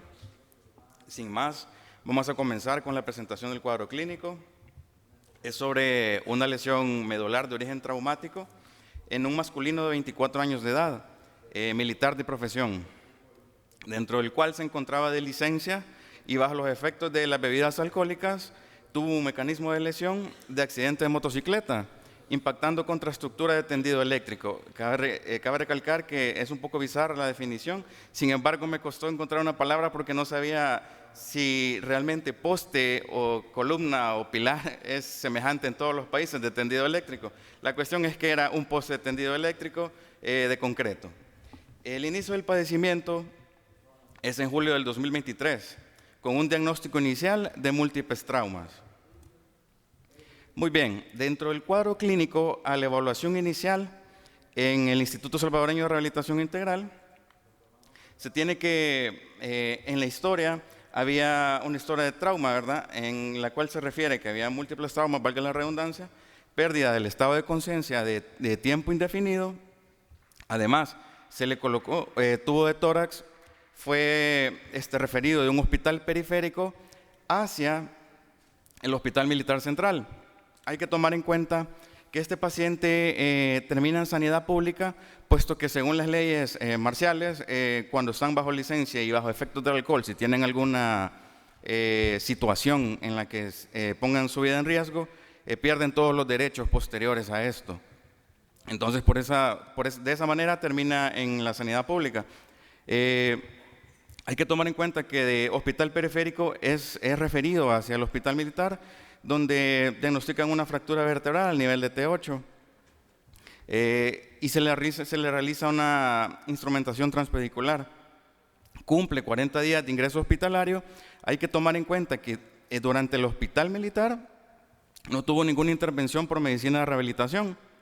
Por lo tanto, cumple esos 40 días y posterior hasta estos 40 días es enviado al centro de rehabilitación con un diagnóstico de paraplegia secundaria a trauma vertebromedular. Además de un dolor de características neuropáticas en región de lesión y prácticamente dependiente en todas las ABD básicas. Dentro de los antecedentes, en cuanto a lo médico y a lo alérgico, no teníamos nada contributorio. En lo traumático ya lo hemos mencionado. Y en cuanto a lo quirúrgico, la instrumentación transpedicular. Hay que tomar en cuenta que también cuando es referido al centro de rehabilitación ya no tiene tubo de tórax y todo lo demás que se había mencionado. Muy bien, a la primera evaluación, en la consulta externa del centro de rehabilitación nos damos cuenta que realizaba una movilización en silla de ruedas que no propulsaba de manera adecuada, no realizaba transferencias tampoco, así como la silla de ruedas no era adecuada al paciente. No realizaba bipedestación, no marcha, el equilibrio en sedestación era realmente malo, los miembros superiores tenían unas fuerzas musculares normales. En cuanto a los miembros inferiores, los arcos de movilidad pasiva estaban completos, fuerzas musculares prácticamente en todos los grupos de cero. En cuanto a los reflejos, el patelar aquileo había arreflexia bilateral, no se encontró espasticidad al momento de evaluarlo. Sin embargo, hay que tomar en cuenta que era un poco fluctuante. Sin embargo, los segmentos que tomaban espasticidad en escala de Ashworth, lo más que se lograba era un 1. Había presencia también de sonda transuretral. A la evaluación ASIA, tenemos que tomar en cuenta que en el lado derecho, en cuanto a partir del nivel de T9 hacia los segmentos más distales, en cuanto a la sensibilidad, tenía puntajes de 0, prácticamente siendo ausentes. En cuanto al lado izquierdo, lo mismo a nivel de T9, 0 hacia los segmentos más distales. En cuanto a lo motor, podemos observar que L2 hacia los segmentos más distales a nivel derecho, igual valor de fuerza muscular de 0, y en el lado izquierdo lo mismo. Tenemos que tomar en cuenta también que no había contracción anal voluntaria ni presión anal profunda. En cuanto a lo que estaba conservado, prácticamente desde los niveles de T8 hacia los niveles superiores, en cuanto a la sensibilidad, era en valor de 2, o sea, normal. Y en cuanto a lo motor, desde segmentos de T1 hacia arriba, todos estaban conservados con valores de 5. Por lo tanto, el nivel neurológico se deja como T8 y se clasifica como una lesión medular completa en escala hacia AIS-A. En cuanto al diagnóstico, pues se deja como paraplegia de lesión medular AIS-A de T8 secundaria a trauma vertebromedular. Aquí hay que tomar algo de importancia y es lo siguiente. Dentro del centro de rehabilitación es ingresado, ¿verdad?, en donde va a cumplir terapias, al menos rehabilitación por 3 horas al día, 5 días a la semana, en diferentes áreas, ya sea TF, TO, psicología, terapias grupales, Entonces, antes de realizar unos objetivos y un plan, le preguntamos al usuario cuál realmente era su expectativa. Y su expectativa era lograr la mayor independencia en las ABDs. Entonces, el paciente estaba muy colaborador y estaba realmente muy motivado. En cuanto a los objetivos que se propusieron fueron fortalecimiento, bueno, más bien una potenciación de miembros superiores, obtener control de tronco, además de lograr movilización en silla de ruedas en espacios abiertos y cerrados, lograr independencia en ABD, reeducación vesical, manejo de intestino neurogénico, valoración de órtesis rodilla, tobillo, pie al superar fase de verticalización progresiva. Dentro del plan, el plan de tratamiento médico se enfocó sobre todo en prevención de úlceras por presión, evaluación de urología para estudio de urodinamia, además de valorar el inicio temprano de cateterismo intermitente al tener la urodinamia, tratamiento para el dolor neuropático de manera multimodal, derivación al paciente al área de psicología para la aceptación de discapacidad y además de la prescripción de una silla de ruedas adaptada al paciente en cuanto a la disponibilidad. Entonces, en cuanto a terapia física, pues se inició con ejercicios de fortalecimiento de hombros, cintura escapular, codos y muñecas, ejercicios en colchoneta para fortalecimiento de tronco, movilizaciones pasivas a miembros inferiores, verticalización progresiva, enseñanza de automovilización de miembros inferiores, enseñanza de autopulsión de paciente en silla de ruedas para evitar lesiones por presión. En cuanto a terapia ocupacional, se realizó ejercicios en colchoneta con transferencias de objetos para equilibrio y coordinación, se trabajó en transferencias, ejercicios de equilibrio con pelota bobat, además de mejorar la independencia en las actividades de la vida diaria y enseñanza de uso de silla de ruedas. Aquí podemos ver prácticamente, esto es cuando ya el paciente estaba próximo a irse de alta. Aquí prácticamente estaba trabajando aún el control de tronco, ya con respecto a la silla de ruedas, ya estaba su silla de ruedas adaptada a él, en donde iba enfocada sobre todo, era una silla estándar, en la cual tenía reposabrazos desmontable, un espaldar a 90 grados y en cuanto a disponibilidad, un cojín para liberación de puntos de presión isquiáticos. Aquí podemos ver que prácticamente ya lograba por él mismo las transferencias. Entonces prácticamente esto era alrededor de julio de este año y pues estaba ya en sus últimos días de rehabilitación.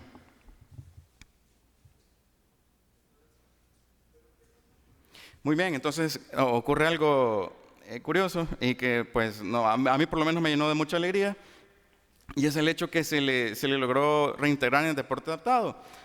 Pues se logró meter a la asociación de tiro deportivo, hay que tomar en cuenta que era militar, pues de alguna manera supongo yo que se divertía, pues estaba feliz cuando lo hacía y hay que tomar en cuenta que pues si en esta ocasión no ganamos, pues pero en algún día nos va a tocar, así que sin más pues agradecerles por la oportunidad y eso es el caso que yo les traía. Muchas gracias.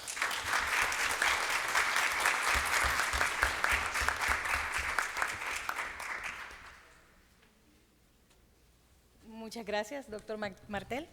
Pasamos a la siguiente fase, que sería que nuestras expertas puedan hablarnos un poco sobre los temas,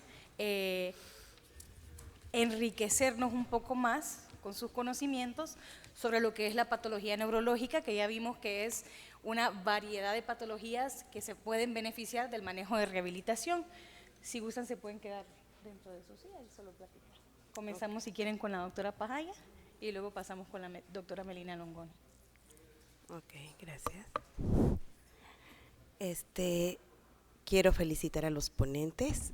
Veo que ha habido un buen trabajo por detrás, el interés de escoger el caso y el seguimiento completo de sus pacientes. La revisión de los ponentes ha sido bastante buena.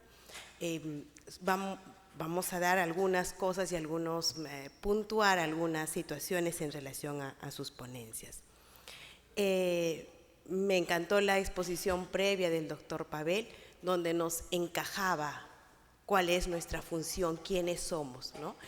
Y nuestra función como médicos asistentes es trabajar con los médicos residentes en ese sentido. ¿Quiénes somos y qué hacemos? En relación a la enfermedad de Parkinson, igual que en las otras exposiciones, un poco me llamaba la atención el momento tardío de poder ingresar al área de rehabilitación, ¿no? Pueden los pacientes pensar en muchas otras cosas, y finalmente, en forma a veces no tan temprana, van a lo que es rehabilitación. Entonces, ahí también es un poco de nuestra área que tenemos que hacernos conocer como tal e ir trabajando estos momentos. La enfermedad de Parkinson, si bien es cierto, lo primero que nos llama es la parte motora, porque eso es lo primero que nos llama, y aparte, al inicio de la parte motora, ok, recién pensamos en Parkinson y recién decimos, ok, es Parkinson, ¿no? Hay otros aspectos que no debemos olvidar y yo siempre incido, la parte no motora es un aspecto muy importante. Nos enfocamos mucho a la parte motora, paciente que tiene rigidez, un paciente que se cae, hay que ver esto, el otro, pero a veces dejamos de lado toda la sintomatología no motora y ese es un factor muy importante que es el primero que se inicia en un paciente con Parkinson y que muchas veces no le hacemos caso. Pero ese es un factor importante que al hablar de una enfermedad degenerativa y hablar de la parte motora que me va a ir en progresión, la parte no motora de la misma forma va a ir en progresión. Aspecto importante que no debemos dejar de lado. Cuando vemos pacientes de Parkinson, ¿no? Yo les digo siempre, ok, bien, usted tiene Parkinson, su tratamiento va en relación a su medicación con neurología, sus controles, pero no solo es eso, estamos hablando de una actividad física y hablamos de una enfermedad progresiva que en algún momento puede ser institucional, ¿no? Pero hablamos de algo progresivo, queremos ver respuestas, ok, así como el doctor lo ha expuesto muy bien, vamos a ver respuestas 3 meses, 4 meses, ¿y después qué? Vamos a dar el alta porque no podemos permanecer a un paciente en forma indefinida en un centro. Pero ¿después qué? Entonces ahí va la concientización del paciente, ok, su enfermedad es progresiva, usted debe mantener una actividad física. Y ahí también va un poco de RBC. Ok, trabajemos con municipalidades o dependiendo de cada país cómo se trabaja en ello. Hay programas de tai chi, de yoga, de baile. Con tai chi, yoga, tiene un nivel de evidencia alto. Y entonces esos programas pueden ser parte de nuestros pacientes en el momento que demos el alta, pero tenemos que concientizar en ello. ¿Ok? Y como les decía a mis pacientes, su medicación, su actividad física, la alimentación que lo han mencionado, excelente, y la otra parte no motora, importante también, ¿no? Que vamos a trabajar la otra parte no motora y dentro de ello la parte emocional. Ese es un factor importante que no debemos dejar de lado.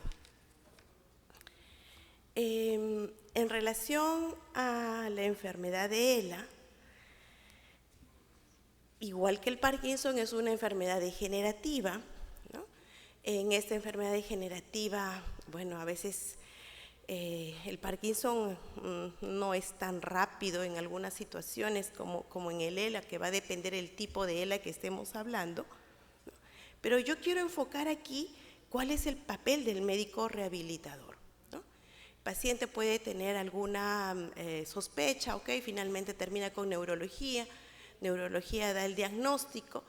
Si en sus países tienen la posibilidad de medicación, por ejemplo el Riluzol, ¿no? Que eso también es una situación que hay que conversarlo. Ok, recibirá Riluzol, neurología hará de seguimiento en relación a la medicación y ahí acabó la función de neurología. Viene a rehabilitación. Y entonces nosotros, si bien es cierto, necesitamos todo un equipo multidisciplinario en el manejo de un paciente con ELA, pero nosotros somos los líderes en el paciente con ELA. Si nosotros no conocemos la enfermedad, no nos vamos a ir anticipando en qué momento yo voy a derivar a neumología, en qué momento voy a derivar a gastroenterología. De repente voy a derivar a gastro cuando su capacidad funcional, vital, está muy por debajo, donde ya no le van a querer hacer ningún procedimiento. Pero sí, pues el gastro no, si todavía come, ¿para qué le hago gastro? Para una gastrostomía. Entonces démonos cuenta y ahí enmarcar, nosotros como médicos rehabilitadores somos los líderes, pero tenemos que conocer la enfermedad, tenemos que ver cuáles son los procesos, ¿ok? Tenemos que ayudar al paciente en todos estos procesos, tenemos que darle la mejor condición a mi paciente. Va a haber muchas complicaciones, no solo la respiratoria, no solo en relación al complejo orofacial y a la disfagia, va a haber dolor. Y entonces, nosotros somos líderes también en eso. Su proceso va a ser bastante dinámico, inicialmente necesitará un ortético, después va a necesitar más. Y este proceso es dinámico, tenemos que conocer cómo vamos a ir cambiando, cómo vamos a ir modificando. No solo lo que vemos, modificaciones en casa, y no solo es trabajar con el paciente, es una enfermedad, el ELA es una enfermedad muy desgastante emocional y económicamente para el mismo paciente. Porque estamos hablando de un paciente que quizás era padre o madre de familia, que llevaba a cargo su familia, pero ahora ya no va a poder trabajar. Entonces tendrá que hacerse cargo la pareja. Pero no solo eso, ya no trabaja, no tiene el sustento económico. Ok, pero ahora ¿quién lo cuida? Y ahora pues necesitas que te cuiden, pero necesitas el Riluzol, que es un medicamento sumamente caro, si es que tiene la oportunidad. Es caro.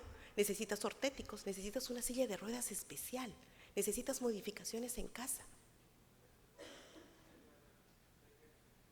Y pues es demasiado desgastante, no solo para el paciente, sino también para la familia. Y también tenemos que hacer ese abordaje.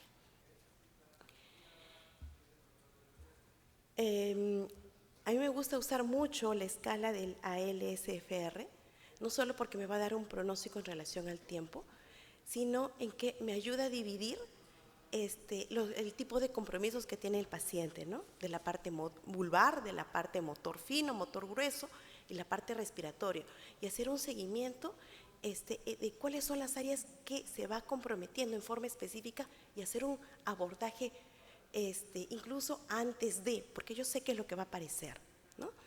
Y ahí el trabajo es multidisciplinario, trabajo con las otras especialidades, neumología, gastroenterología, psiquiatría, y ahí también va nuestro conocimiento en relación de ELA ha ido cambiando a través del tiempo. Antes decíamos, no, paciente de ELA no tiene problemas cognitivos. Ahora sí, paciente de ELA hay posibilidad de que tenga una demencia frontal. Y entonces hemos ido cambiando eso, ¿no? Entonces también necesitamos de las otras especialidades. Trabajo conjunto, terapia física, terapia ocupacional, terapia de lenguaje, psicología y servicio social. El que va a estar detrás también para ver cómo es el manejo en casa y el acompañamiento del cuidador, ¿no? La ponencia de ayer de un ponente hablaba el estrés o toda la carga que tiene el cuidador. Bueno, en mi institución hemos creado un programa que se llama Cuidando al Cuidador, porque ese es otro factor importante. En relación a la neuropatía radial, igual, ¿no? A veces el paciente puede tener alguna lesión y luego ya cuando se ve complicado y no pasa y recién vamos a... Es importante y somos nosotros bastante clínicos, ¿no? Si utilizamos un examen auxiliar, es un examen auxiliar que me va a confirmar mi diagnóstico clínico, no es el que me va a dar el diagnóstico, me va a confirmar. Y entonces yo necesito hacer una muy buena evaluación, yo tengo una alta sospecha, como el doctor decía, ok, una lesión del nervio radial, tengo mi sospecha. Pero el nervio radial tiene todo su recorrido. Ok, clínicamente, ¿qué estoy encontrando? Excelente, ya tengo mi sospecha. Vamos a electromiografía, me confirmó lo que tuve sospecha. Pero es eso, no debemos de dejar. Hemos avanzado tanto, la tecnología la tenemos ahí, y qué rica, qué bueno. pero tampoco debemos dejar la parte clínica, no podemos dejar la parte clínica. Y nos ayuda, nos confirma nuestro diagnóstico, bien, excelente. Ahí también el pronóstico va a variar, hay muy buen pronóstico, como decía el doctor, y que antes que quizás decíamos no, ahora se le da más oportunidades, podemos hacer más abordaje, pero también no debemos olvidar una otra parte en relación a las complicaciones, ¿no? Podemos quizás de repente, va a haber recuperación, pero si no vemos y no cuidamos las complicaciones que tiene, por ejemplo, alteraciones de rango articulares, que yo he visto en algunos pacientes, ya se complicó y esa parte de nuestra prevención a veces la dejamos de lado, ¿ok? Sabemos, y si sabemos cómo es esto, debemos cuidar que no aparezcan complicaciones que pueden afectar mucho más la recuperación. En relación al área medular, sí, pues es otro aspecto, ¿no? A veces son pacientes jóvenes los que vemos más por problemas medulares, ¿no?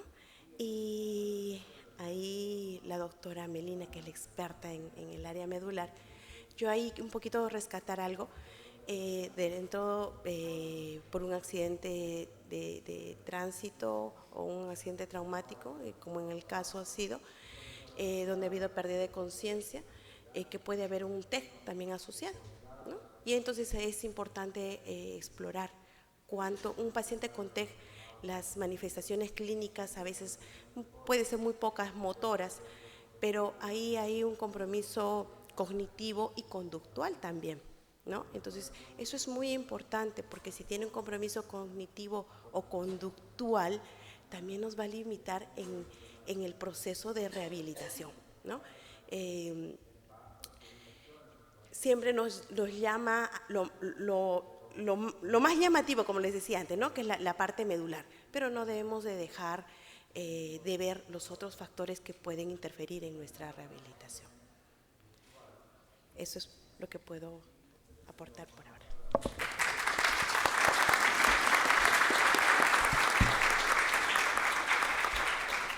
Bueno, antes que nada, quiero agradecerle a los chicos. La verdad que las ponencias fueron excelentes.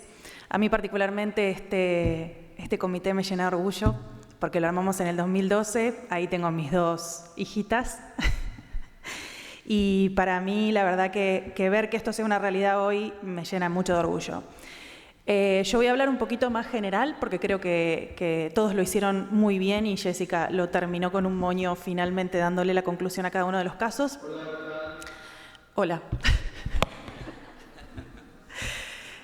Un poco algunas cosas que por ahí creo que me gustaría como recalcar. En esta función ya sabemos que obviamente la rehabilitación es la mejor especialidad del mundo y eso no hay nadie que haga que lo niegue. Y esta visión integral que tenemos absolutamente del paciente o de la persona con discapacidad no lo tiene nadie. Y creo que somos quienes podemos cambiarle la vida a la gente, básicamente, aportándole un granito de arena a alguien que le ha pasado lo peor que le ha pasado en su vida, como puede ser una lesión medular, un Parkinson, un ELA o el diagnóstico que tengan. Una cosa que me llamó la atención y que me gustó mucho fue que Carlos intentó buscar un sinónimo para todos, para que todos entendamos lo que era el tendido eléctrico, ¿no? O sea, cómo le dicen acá, cómo le dicen allá. Y creo que un poco en lo que tiene que ver con la rehabilitación, lo que me parece que podemos hacer la diferencia nosotros es en unificar ese idioma, que creo que ya todos lo conocemos y es utilizar la CIF. Creo que eso nos da la unificación de que todos, estando acá en España, en Argentina, en México, podemos presentar el caso de diferentes formas, pero cuando nosotros tenemos al paciente clasificado a través de la CIF, podemos leer esos códigos y saber exactamente todas las características integrales de ese paciente, las características físicas, las características funcionales, las características de dónde vive, cómo vive, todas esas cosas que los chicos describieron en antecedentes personales, en las características del hogar y las diferentes cosas que fueron nombrando, ¿no? Entonces, creo que eso es algo que nos tenemos que acostumbrar a utilizar porque básicamente es nuestro lenguaje. Entonces, si nuestro paciente, hoy con la globalización tenemos pacientes, yo en este momento estoy trabajando en España y tengo pacientes que recibo de Sudáfrica, que recibo de Ecuador, que recibo de Perú, que recibo de Estados Unidos. Y realmente no tenemos esa digamos, costumbre como rehabilitadores de poder clasificar al paciente a través de la CIF.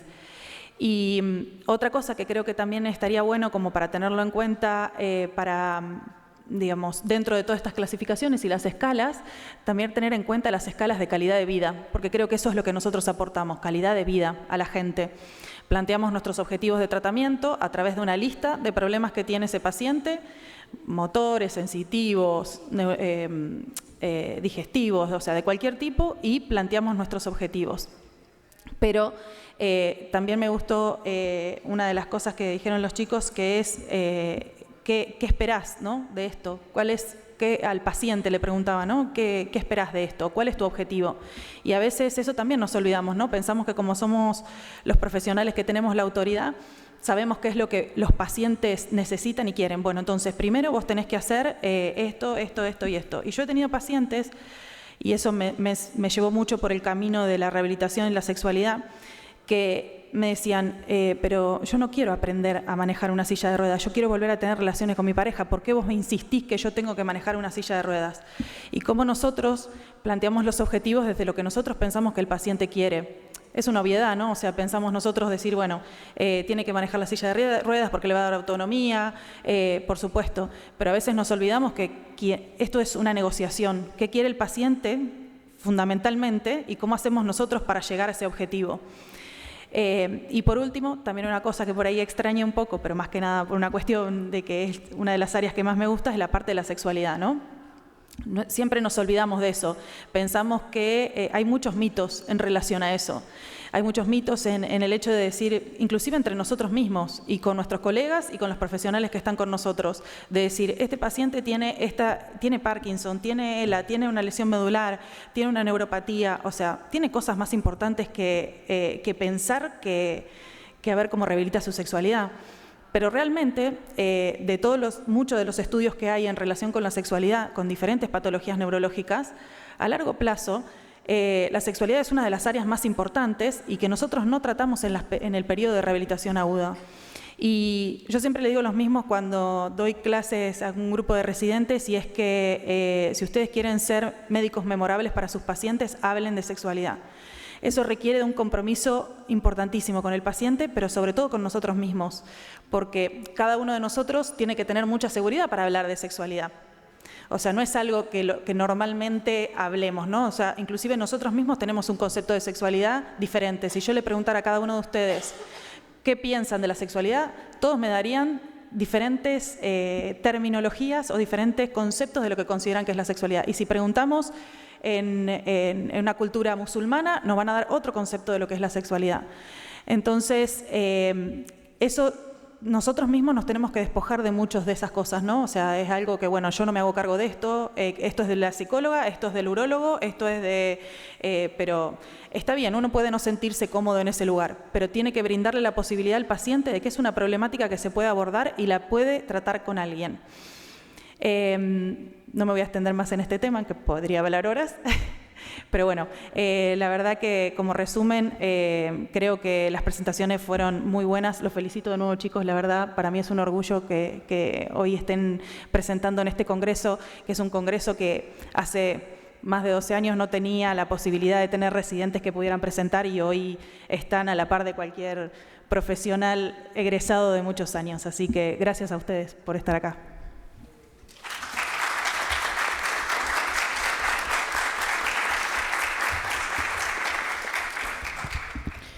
Bueno, muchas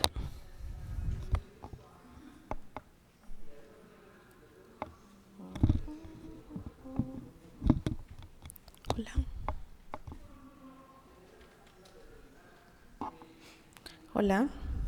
Gracias. Bueno, es para mí, bueno, yo tengo sentimientos encontrados de estar hoy acá en esta mesa redonda con ustedes. Meli tiene recuerdos del 2012, yo tengo recuerdos desde el 2018, y es que Ya son, Meli, tus 12 años en este comité de AMLA-RES, que inició justo con los residentes que sean el motor para poder llevar a cabo todas las actividades y justo promover la especialidad. A lo largo del tiempo se ha visto cómo ha ido dando sus frutos, cómo hemos podido llegar a diferentes países, miembros de la sociedad latinoamericana. Y realmente me estaba remontando hoy día hacia el 2018, cuando estábamos en Ecuador, ¿no? Un grupo de médicos residentes nerviosos exponiendo frente a un auditorio similar al de hoy. Y qué bueno que hayan pasado estos años y tengamos médicos jóvenes tan empeñosos y tan bien preparados que hoy han hecho una disertación extraordinaria, y tener a médicos especialistas que nos acompañan, tan reconocidos a nivel nacional como internacionalmente.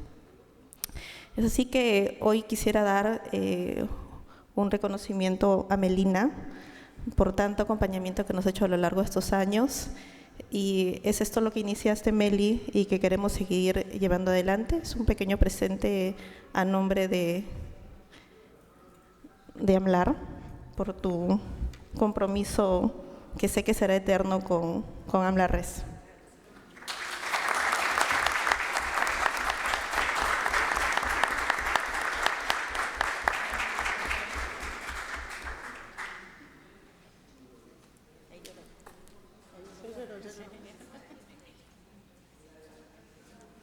Asimismo, bueno, AMLA-RES congrega un grupo de médicos residentes de todas las asociaciones. Se hizo una coordinación también porque el trabajo es arduo.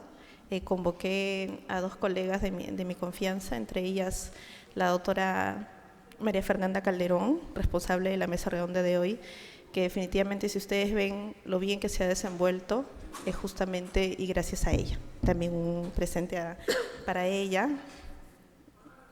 A nombre de AMLAR, amiga, y gracias por estar con nosotros.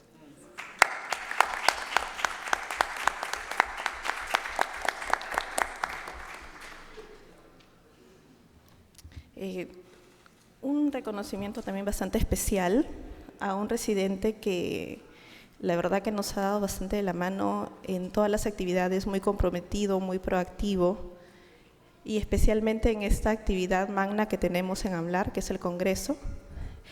Palabras sobrarían para poder reflejar de verdad ese entusiasmo que ha tenido y que sigue manteniendo, y que no se pierda, el doctor Fernando Jola Ucata.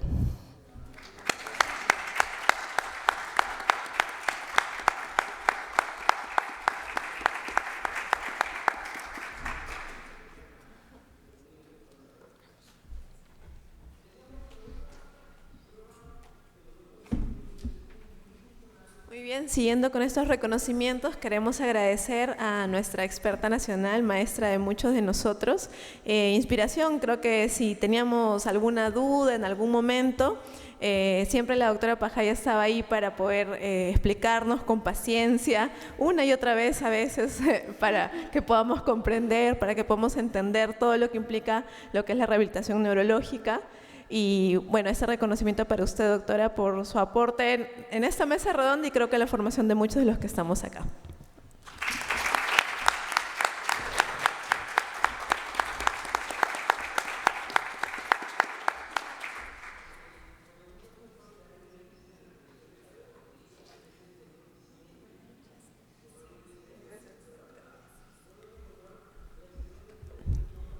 Y por supuesto también darle un recuerdo de agradecimiento que se lleve a nuestro país por el empeño en la preparación en estos casos clínicos a Carlos Martel, que viene desde El Salvador para poder representar a su país, representar a todos los residentes, y por supuesto dentro de poco un asistente también que seguro lo seguiremos escuchando en los próximos AMLAR.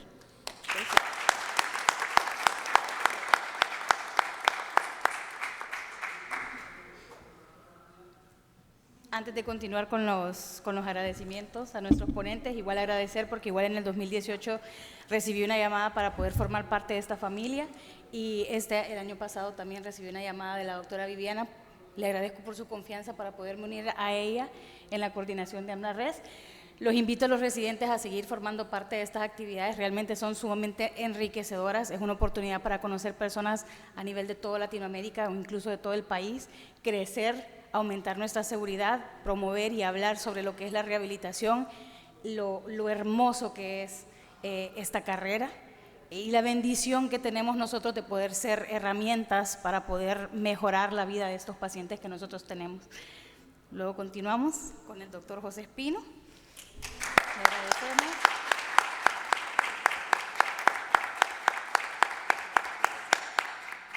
Y para finalizar, el doctor Miguel Ayala.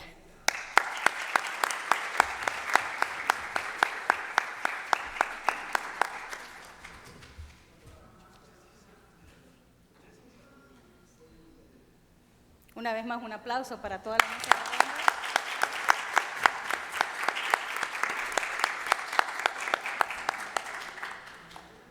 Solo les vamos a pedir que se levanten y tomarnos una fotito todas las... Claro.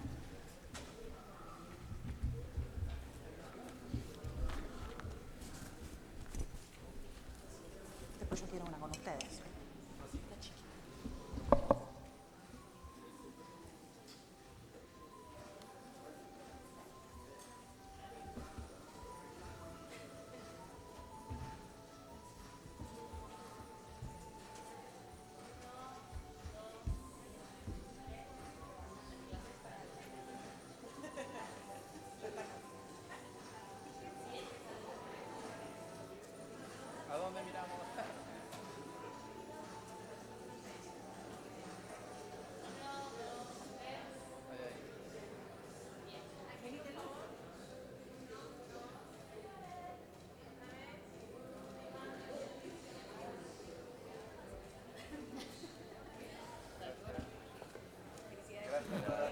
Gracias, muchas gracias, felicidades. Los invitamos a participar de nuestra siguiente mesa redonda, que va a ser de rehabilitación infantil a las 10:40.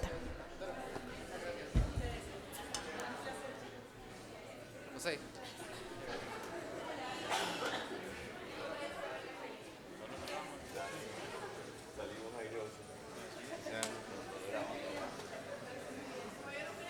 Doctora, muchísimas gracias por sus donaciones y a la orden en Panamá.